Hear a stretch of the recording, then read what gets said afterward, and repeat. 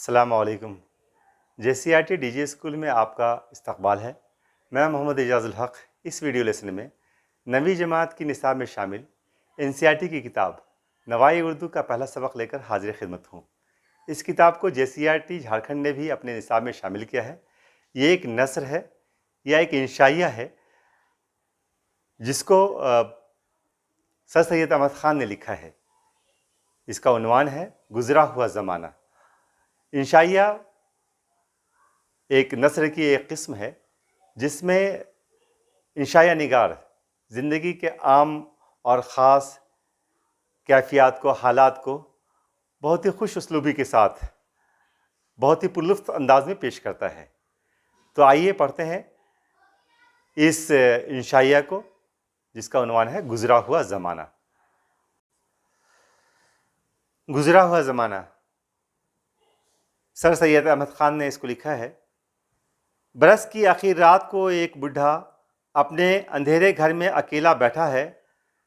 रात भी डरावनी और अंधेरी है, घटा छा रही है, बिजली तड़प तड़प कर कड़कती है, आंधी बड़े ज़ोर से चलती है, दिल कांपता है और दम घबराता है। बूढ़ा निहायत गमगीन है, मगर उसका गम ना अंधेरे घर पर है, ना अकेलेपन पर, और ना अंधेरी रात और बिजली की कड़क और आंधी की गूंज पर, और ना बरस की आखिर रात पर। वो अपने पिछले ज़माने को याद करता है और जितना ज़्यादा याद आता है उतना ही ज़्यादा उसका गम बढ़ता है। हाथों से ढके हुए मुंह पर आँखों से आंसू बहे चले जाते हैं। पिछला ज़माना उसकी आंखों के सामने फिरता है, लड़कपन उसको याद आता है, जबकि उसको किसी चीज़ का गम और किसी बात की फ़िक्र दिल में ना थी। रुपये अशरफी के बदले रेवड़ी और मिठाई अच्छी लगती थी। सारा घर, माँ बाप, भाई बहन उसको प्यार करते थे। पढ़ने के लिए छुट्टी का वक्त जल्द आने की खुशी में किताबें बगल में लिए मकतब में चला जाता था। मकतब का ख्याल आते ही उसको अपने हम मकतब याद आते थे। वो ज़्यादा गमगीन होता था और बेख्तियार चिल्ला उठता था, हाय वक्त, गुज़रे हुए ज़माने, अफसोस कि मैंने तुझे बहुत देर में याद किया। तो ये इक़्तिबास जो अभी आपने सुना है, अब मैं कुछ सवाल आपसे पूछूंगा इस इक़्तिबास की बुनियाद पे। पहला सवाल आपसे ये है कि ये इक़्तिबास किस सबक से लिया गया है और इसके मुसन्निफ़ कौन है। ये इक़्तिबास गुज़रा हुआ ज़माना से लिया गया है और उसके मुसन्निफ़ सर सैयद अहमद ख़ान हैं। दूसरा सवाल आपका जवाब दें कि बरस की आखिर रात को बूढ़े की क्या हालत थी। बूढ़ा घर में अकेला था, रात डरावनी और अंधेरी थी, बिजली की कड़क और आंधी के ज़ोर से चलने पर उसका दिल कांप रहा था और दम घबरा रहा था। तीसरा सवाल है कि बूढ़ा गमगीन क्यों था। आपका जवाब होगा कि बूढ़ा अपना पिछला ज़माना याद करके गमगीन था। जितना ज़्यादा पिछला ज़माना याद आता है उसी कदर उसका गम बढ़ता था। चौथा सवाल ये है कि लड़कपन में बूढ़े को क्या चीज़ अच्छी लगती थी। अभी आपने सुना है फ़ौरन। तो लड़कपन में रुपये अशरफी के बदले रेवड़ी और मिठाई अच्छी लगती थी। पांचवा सवाल ये है कि मकतब याद आने पर बूढ़ा क्या कहता था। तो मकतब याद आते ही बूढ़ा ज़्यादा गमगीन होता और बेख्तियार होकर चिल्ला उठता, हाय वक्त, हाय गुज़रे हुए ज़माना, मैंने तुझे बहुत देर में याद किया। फिर वह अपनी जवानी का ज़माना याद करता था। अपना सुर्ख सफ़ेद चेहरा, सुडोल डील, भरा भरा बदन, रसीली आँखें याद आती थीं। मोती की लड़ी से दांत, उमंग में भरा हुआ दिल, जज्बात इंसानी के जोशों की खुशी उसे याद आती थी। उसकी आंखों में अंधेरा छाए हुए ज़माने में माँ बाप जो नसीहत करते थे, नेकी और खुदापरस्ती की बात बताते थे और ये कहता था, ओह अभी बहुत वक्त है, और बुढ़ापे के आने का कभी ख्याल ना करता था। उसको याद आता था और अफसोस करता था कि क्या अच्छा होता अगर जब मैं भी उस वक्त को ख्याल करता और खुदा परस्ती और नेकी से अपने दिल को संवारता और मौत के लिए तैयार रहता। आह वक्त गुज़र गया, आह वक्त गुज़र गया, पछताए क्या होता है, अफसोस मैंने आप अपने तईं हमेशा ये कहकर बर्बाद किया कि अभी वक्त बहुत है। ये कहकर वो अपनी जगह से उठा और टटोल टटोल कर खिड़की तक आया। खिड़की खोली, देखा कि रात वैसी ही डरावनी है, अंधेरी घटा छा रही है, बिजली की कड़क से दिल फटा जाता है, हौलनाक आंधी चल रही है, दख्तों के पत्ते उड़ते हैं और टहनी टूटते हैं। तब वो चिल्लाकर बोला, हाय हाय मेरी गुजरी हुई ज़िंदगी भी ऐसी ही डरावनी है जैसी ये रात। ये कहकर फिर अपनी जगह आ बैठा। अब इसमें कुछ सवालात आप उसका जवाब दें कि जवानी में बूढ़े शख्स ने क्या काम नहीं किए। आपका जवाब होगा कि माँ बाप जो नसीहत करते, नेकी और खुदापस्ती की बातें बताते, बूढ़ा जवानी में उस पर अमल नहीं करता था। दूसरा सवाल है आपसे कि बुढ़ापे में वो क्यों पछता रहा था। तो जो वक्त काम करने का वक्त था, उस वक्त बूढ़े ने अच्छे और भलाई के काम नहीं किए। ये सोचकर अभी बहुत वक्त है, आइंदा कर लूँगा, मगर वो वक्त गुजर गया, यही उसकी गलती थी। वक्त की कदर न करने पर बूढ़ा पछता रहा था। तीसरा सवाल है कि बूढ़े की ज़िंदगी और रात एक जैसी क्यों थी। रात अंधेरी थी और बूढ़े ने ज़िंदगी में नेकी और खुदापस्ती के काम नहीं किए थे, इसलिए उसकी ज़िंदगी भी रात जैसी तारीक और डरावनी थी। इतने में उसको अपने माँ बाप, भाई बहन, दोस्त आशना याद आए, जिनकी हड्डियाँ कब्रों में गल कर खाक हो चुकी थीं।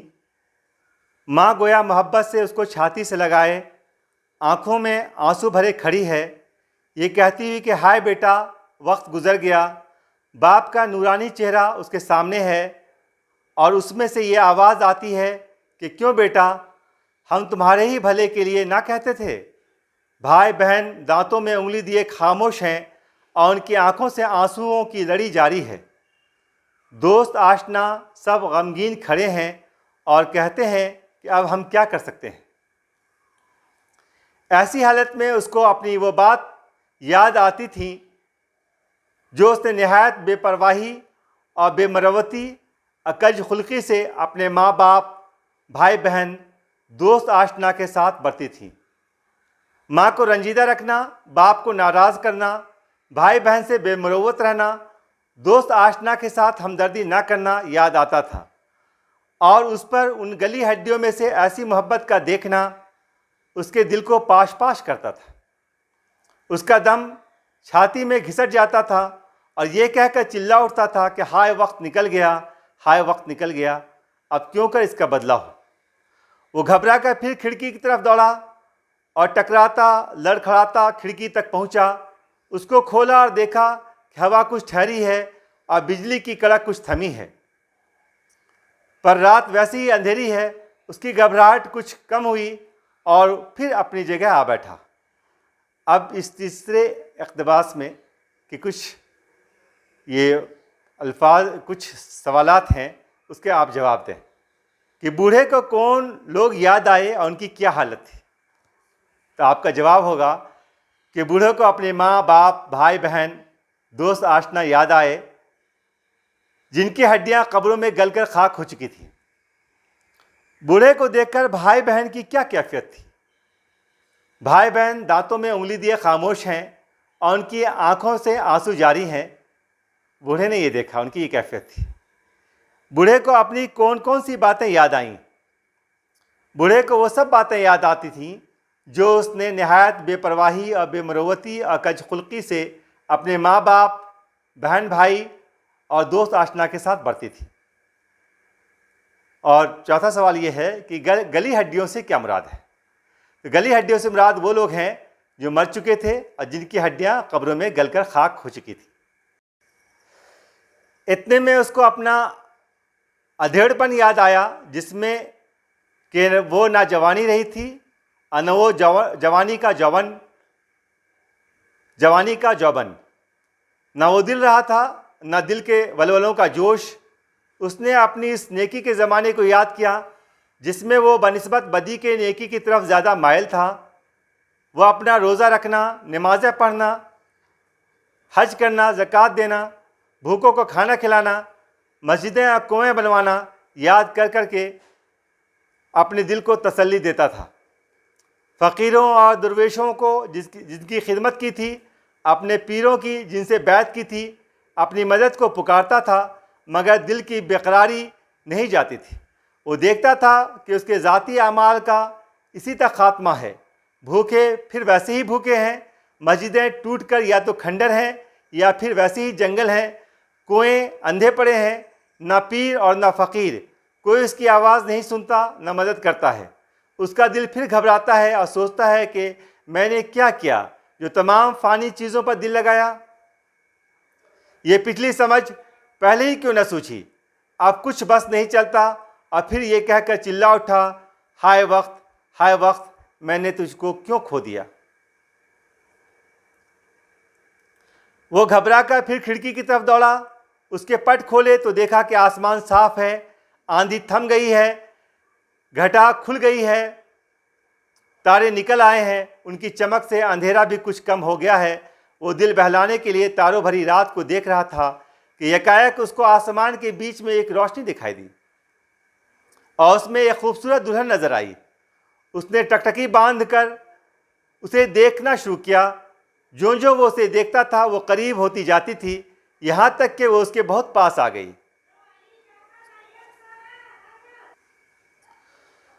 वो उसके हुस्न जमाल को देखकर हैरान हो गया और नहायत पाक दिल और मोहब्बत के लहजे से पूछा कि तुम कौन हो।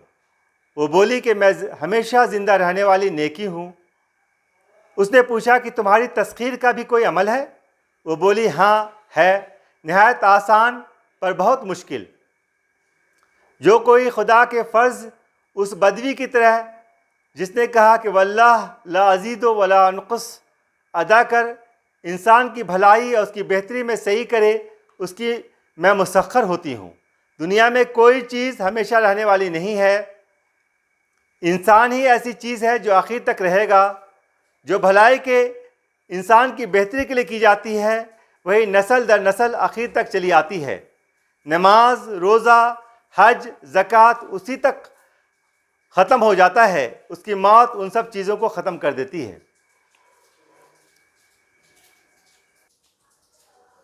उसकी मौत उन सब चीज़ों को ख़त्म कर देती है। मादी चीज़ें भी चंद रोज़ में फ़ना हो जाती हैं, मगर इंसान की भलाई आखिर तक जारी रहती है। मैं तमाम इंसानों की रूह हूँ।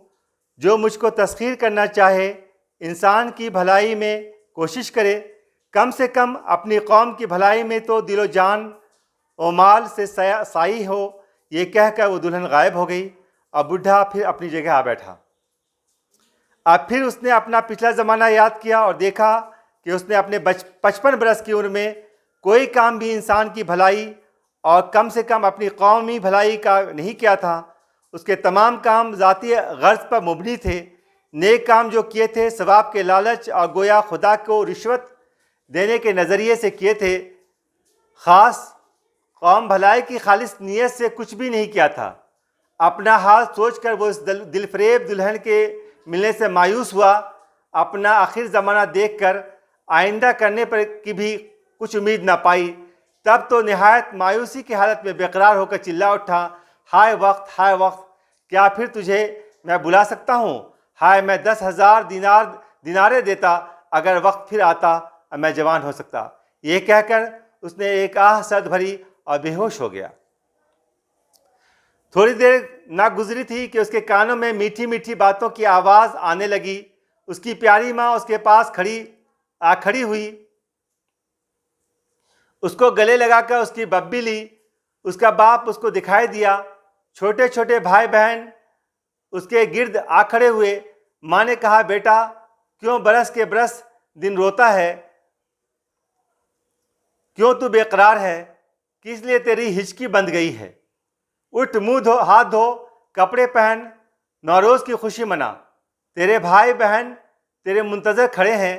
तब वो लड़का जागा और समझा कि मैंने ख्वाब देखा और ख्वाब में बूढ़ा हो गया था। उसने अपना सारा ख्वाब अपनी माँ से कहा।